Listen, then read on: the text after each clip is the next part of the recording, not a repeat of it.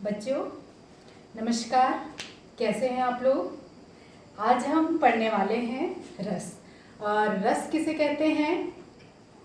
कविता के 5 तत्व होते हैं: रस, छंद, अलंकार, शब्द शक्ति और शब्द गुण। तो आज हम पढ़ेंगे रस। रस किसे कहते हैं?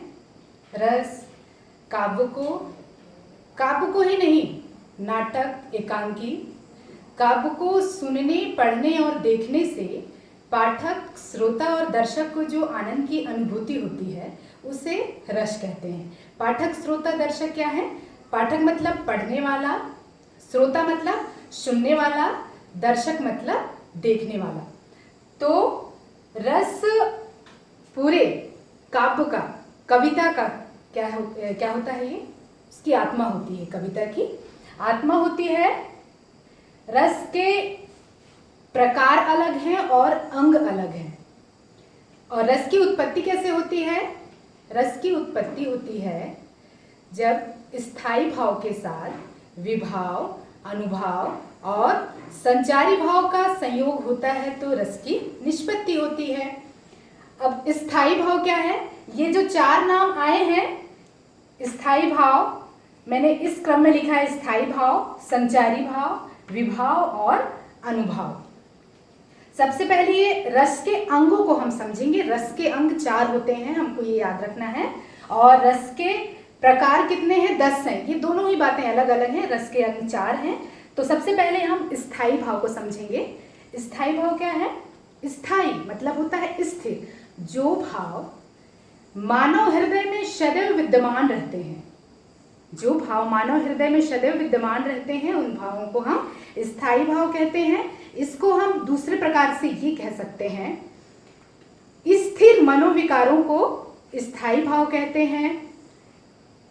स्थायी भाव और संचारी भाव में अंतर पूछा जाता है, इसलिए स्थायी भाव के बाद हम संचारी भाव बताएंगे। संचारी भाव क्या है? मानव हृदय में जो भाव पानी के बुलबुले के समान बनते और बिगड़ते रहते हैं, उन भावों को क्या कहते हैं? हम संचारी भाव कहते हैं। इसको दूसरी तरह से हम ये बताएंगे: अस्थिर, स्थिर में आ उपसर्ग लग गया तो अस्थिर हो गया, तो अस्थिर मनोविकारों को हम संचारी भाव कहते हैं। स्थायी भाव की संख्या 10 होती है, जबकि संचारी भाव की संख्या 33 होती है। एक रस का एक ही स्थायी भाव होता है, जबकि एक स्थायी भाव के साथ कई संचारी भाव आ सकते हैं। हमारा तीसरा अंग है विभाव। विभाव क्या है? सुसुप्त भावों को जागृत करने वाले कारण को विभाव कहते हैं। और विभाव के कितने प्रकार हैं? 2। कौन कौन से?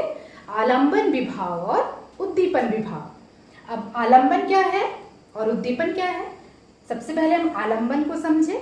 आलंबन माने होता है आधार, आश्रय के चित्त में जिसे देखकर, जिस वस्तु, स्थान को देखकर मानव हृदय में कोई जिज्ञासा, कोई भाव उत्पन्न हो, उन भावों को क्या कहते हैं? आलंबन विभाव। उद्दीपन विभाव किसे कहते हैं? जगे हुए भावों को और तेज या उद्दीप्त करने वाले कारण को विभाव कहते हैं, उद्दीपन विभाव कहते हैं। उदाहरण के लिए भाव कौन सा जगह? आलंबन विभाव। सुसुप्त भावों को जगाने वाले कारण को विभाव कहते हैं, है ना? तो जैसे यमुना नदी का किनारा हमने देखा, कुंज और गलियों को देखा, उस समय अगर कोयल कूक जाए, यमुना नदी, कुंज, बागों को देखकर कृष्ण की याद आती है, उनको देखकर, और वो भाव जागृत हुआ, उसी समय अगर कोयल कूकने लगे तो जो भाव जगा था और उद्दीप्त हो जाएगा। किसको देखने की इच्छा जागृत हो जाएगी? कृष्ण को देखने की इच्छा जागृत हो जाएगी। और ज़्यादा भाव उद्दीप्त हो जाए, तेज हो जाए, उसे क्या कहते हैं? उद्दीपन विभाव। अनुभाव किसे कहते हैं?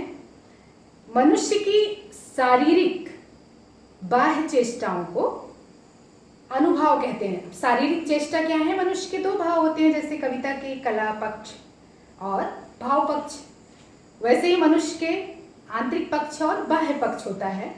तो मनुष्य की शारीरिक चेष्टा अर्थात कौन कौन सी चेष्टाएं जिसे हम देख पा रहे हैं, जैसे हाथ हिलाना, मुस्कुराना, पलक झपकना इत्यादि, और भी ये शारीरिक चेष्टाएं हैं जिसे हम अनुभाव कहते हैं। कायिक, वाचिक, मानसिक, ये सारे किसके अंतर्गत हैं? ये अनुभाव के अंतर्गत आते हैं। तो ये क्या थे? रस के अंग। हम अब रस के प्रकार कैसे जानेंगे? एक कविता यहाँ पे लिखा हुआ है रस के 10 प्रकार को जानने के लिए। इसको हम देख लें, पढ़ लें, इसके बाद इसी से हम रस निकाल सकते हैं। कैसे? सबसे पहले श्रृंगार प्रेम रति बरसाने वाला, संयोग वियोग दो पक्षों वाला, करुण शोक दिखलाने वाला, रुलाने और बिल खाने वाला, करुण शोक दिखलाने वाला, रुलाने और बिल खाने वाला, हास हंसाए जी भर, हास हंसाए जी भर, रौद्र क्रोध से थर थर, रौद्र क्रोध से थर थर, वीर उत्साहित करने वाला, नश नश को भड़काने वाला, नस नश को भड़काने वाला, भयानक बोले भय भय, डर से भयानक बोले भय भय, विभत्स घृणा उपजाने वाला, विभत्स घृणा उपजाने वाला,